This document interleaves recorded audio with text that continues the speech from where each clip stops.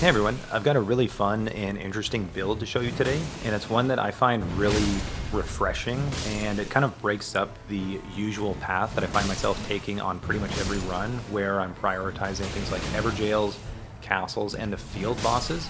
And that's a really good strategy that's had a lot of success, but this is something that's kind of switched it up a little bit, and like I said, it's just refreshing and really fun to try different strategies. So this strategy focuses on going around to as many different points of interest as possible and getting permanent buffs for completing them.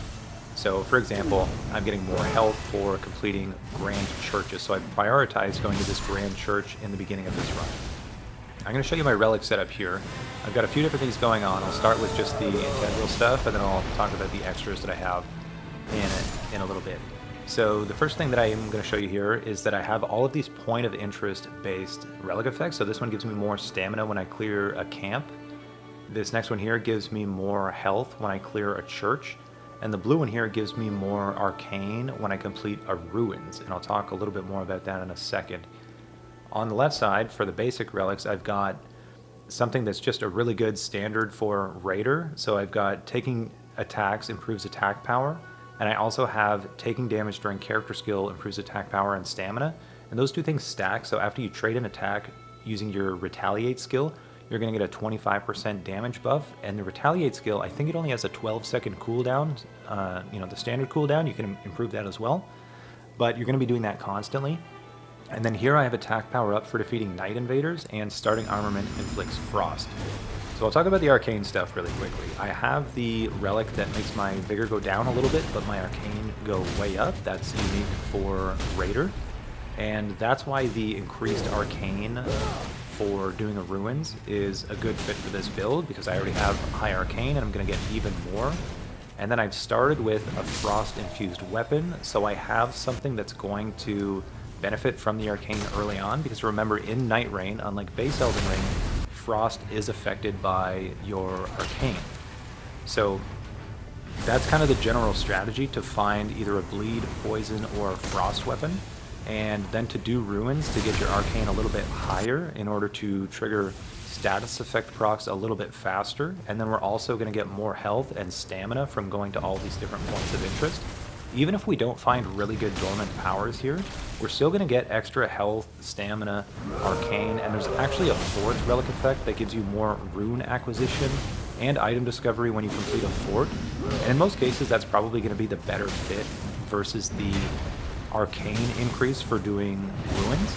However, in this case, I'm kind of mixing two things together. I'm using this point of interest focus build with the arcane raider build, and it works out pretty nice as well. However, you can run this with any character.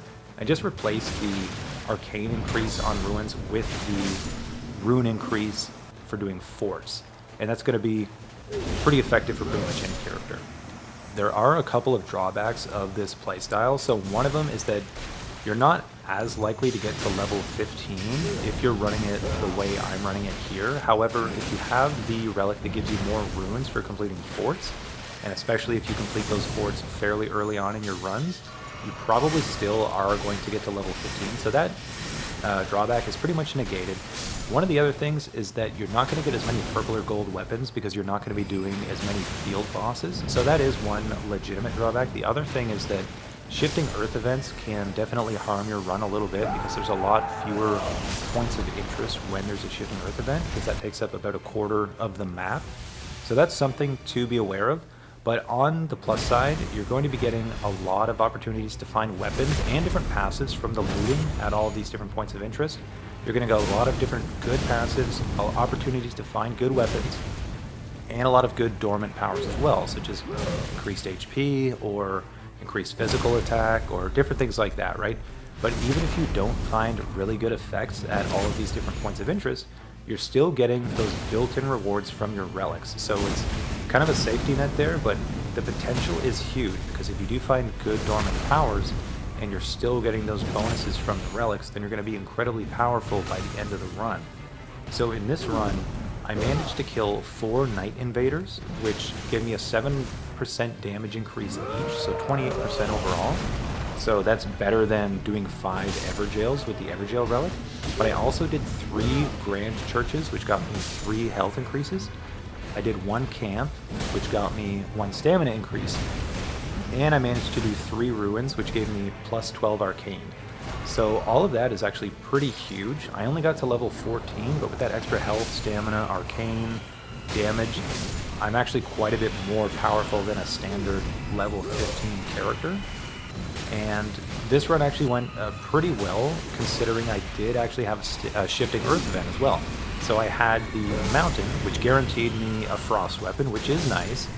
However, I could have probably gotten 2 or 3 more points of interest if there wasn't that shifting earth event, and I could have gotten my health bar, or my stamina bar, or my arcane even higher, which would have been even better for this build. So I would say this is, you know, pretty typical, or if anything, you're probably going to get a little bit more out of these relics than what I got here. So if you're thinking, okay, well, that sounds like a great run where you got all these rewards, I'm not usually going to get that much if I run this. But you probably will get this much. You probably will get at least 3 churches, probably more than 1 camp, probably less than 3 ruins, but you can prioritize what you want. And I had to bypass some of the forts because I wasn't getting any benefit from the forts, but if you're able to stack all 4 of those relic effects, then you can really optimize your runs, which is really nice. Now, I would say if you're going to run this in co-op, I would say maybe do it with some friends and coordinate so that you can all get the same buffs.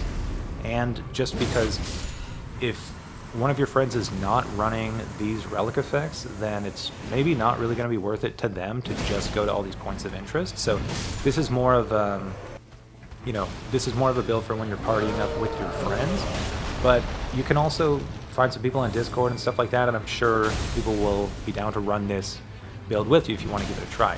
So that's essentially the gist of the build. That's how it works and kind of how you should approach the setup. It's you know, fairly straightforward, and again, it's not going to replace the meta, but it is really, really good. I found it to be really fun, really refreshing, because it's a completely different path to take, and it was still really effective. I found it to be really viable in a solo Deep of Night run. This is only depth 1, but even still, I didn't really have too much trouble with this, aside from a couple of those Night Invaders, but yeah, that's it. I'll let you watch the highlights of the rest of the run, and I hope you enjoy. Thanks for watching.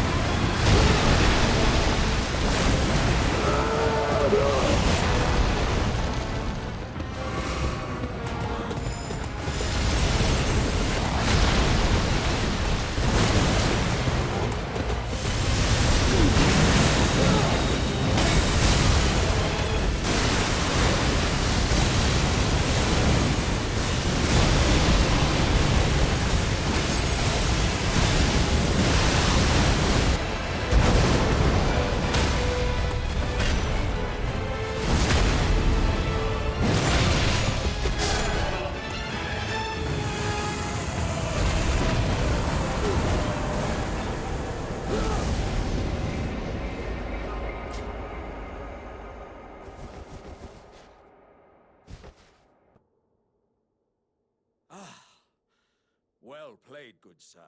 Well played. I thank you.